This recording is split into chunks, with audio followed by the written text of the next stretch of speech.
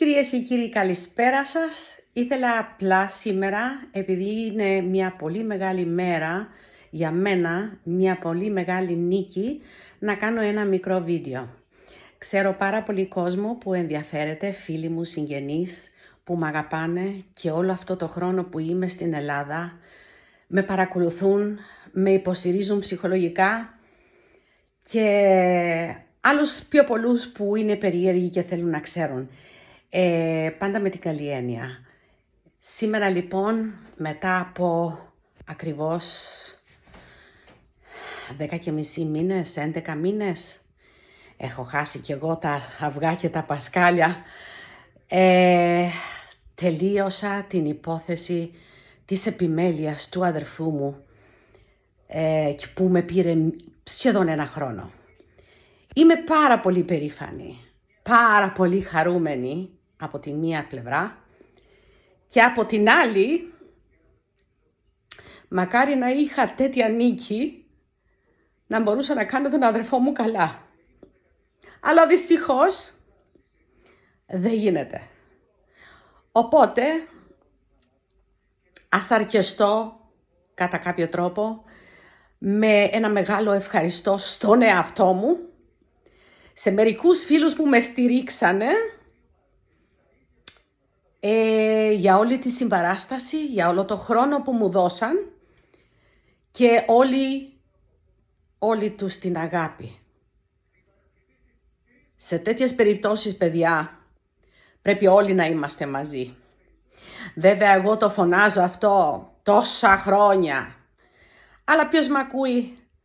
Δεν πειράζει όμως, εγώ κάνω αυτό που εγώ αισθάνομαι.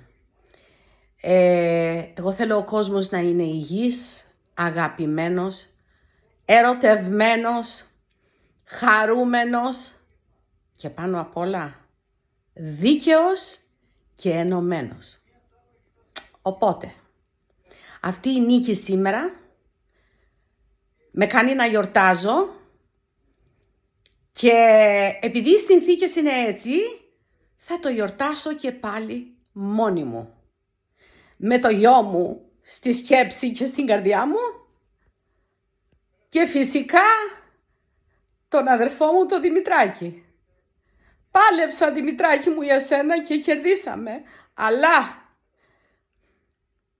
είναι ένα κέρδος το οποίο δεν είναι ακριβώς κέρδος. Είναι, δεν ξέρω πώς να το πω. Ας πούμε ότι η οικογένειά μου, η αγάπη μου για τον αδερφό μου και η αγάπη του για μένα κέρδισε.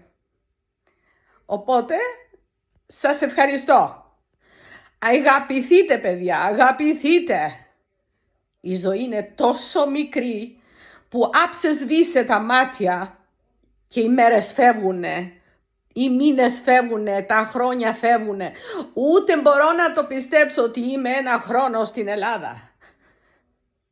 Και πέρασα πάρα πολύ άσχημα. Έχω και μερικούς συγκεκριμένους που θέλω να ευχαριστήσω, αλλά δεν θα το κάνω δημόσια, θα το κάνω ένα προς ένα, προσωπικά. Οπότε, ευχαριστώ πάρα πολύ και εσάς από το TikTok που με έχετε παρακολουθήσει και μάλλον έχετε καταλάβει ότι μένω στην Αμερική, αλλά είμαι στην Ελλάδα λόγω του αδερφού μου, ο οποίος έχει Alzheimer, άνοια, η χειρότερη αρρώστια που μπορούσε κανείς να έχει. Φυσικά είναι και ο καρκίνος, δεν το ξεχνάω, αλλά τουλάχιστον με τον καρκίνο δεν τα χάνει κανένα στα μυαλά. Ενώ όταν βλέπεις τον άνθρωπό σου να φθείρεται κάθε στιγμή, κάθε μέρα, κάθε εβδομάδα, κάθε μήνα, λίγο, είναι ένας ψυχοβγάλτης. Και ο αδερφός μου είναι πάρα πολύ νέος. 1η Μαρτίου έκανε 68 χρονών και λυπάμαι πάρα πολύ, αλλά λυπάμαι και για όλο τον κόσμο που υποφέρει από αυτή την αρρώστια. Η στεναχώρια, παιδιά, τα φέρνει. Φέρνει όλες τις αρρώστιες και ειδικά το Alzheimer, ειδικά την άνοια, η μοναξιά. Γι' αυτό ενωθείτε, οικογένειες. Πού είσαστε εσείς οι οικογένειες? Με το παραμικρό τους παρατάτε, γιατί αρρωστήσαν. Ή τους παρατάτε επειδή είναι μακριά, ή επειδή έχουν λεφτά. Η ζήλια και η κακία έχει φτάσει το ζενήθ. Γι' αυτό εγώ θέλω να φωνάξω σε όλο τον κόσμο. Τα λεφτά, παιδιά, είναι μόνο προσωπικά. Για να χρησιμοποιούν μόνο για την προσωπικότητά μας, για τον εαυτό μας. Όποιος τα βγάζει, αυτός και θα τα ξοδέψει.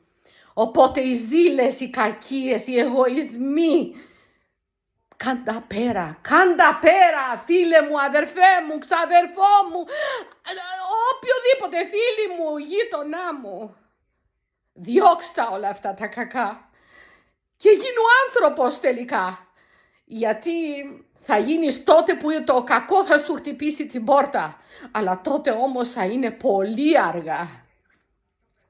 Εγώ πάντως είμαι κλαψιάρα, το ξέρω, αλλά επειδή το αισθάνομαι, γιατί νοιάζομαι για τον κόσμο, νοιάζομαι για τον διπλανό μου, νοιάζομαι για την αλήθεια και πραγματικά είμαι άρρωστη με την αλήθεια και αυτοί που με ξέρουν το ξέρουν πολύ καλά, που εγώ για την αλήθεια δίνω και τη ζωή μου και δεν με νοιάζει με ποιον τα βάζω. Και εδώ, όπως και όλη μου τη ζωή βέβαια, αλλά εδώ στην Ελλάδα αυτό το χρόνο θέλω να πω με γεμάτο το στόμα μου ότι τα έβαλα με τέρατα. Με υπαλλήλους που δεν ξέρουν τη δουλειά τους. Με υπαλλήλους που είναι τεμπέληδες και δεν ξέρουν πού πάνε τα 4. Πολλά πράγματα τους έμαθα και γι' αυτό είμαι πολύ περήφανη. Και αυτοί που με ξέρουν το πιστεύουν. Αλλά στο τέλος η δουλειά τελείωσε. Και πραγματικά μπορεί να πάρω πίσω τη λέξη κέρδος, αλλά το εννοούσα με την έννοια ότι τελικά η δουλειά έγινε σωστή.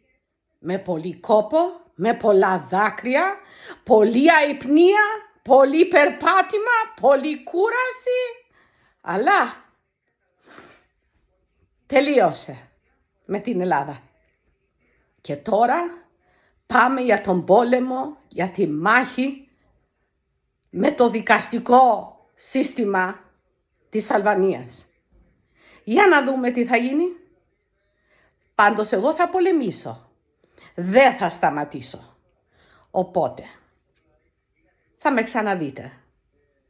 Και εγώ θα σας ξαναδώ. Πάντως εγώ θα χαρώ.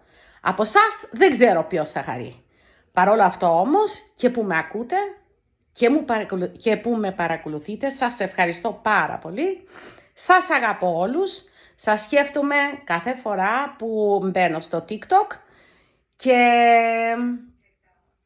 εύχομαι κανένας να μην περάσει αυτά που πέρασα εγώ και ειδικά αυτά που περνάει ο αδερφός μου και θέλω να είσαστε όλοι υγιείς, ευτυχισμένοι και ερωτευμένοι. Μουα!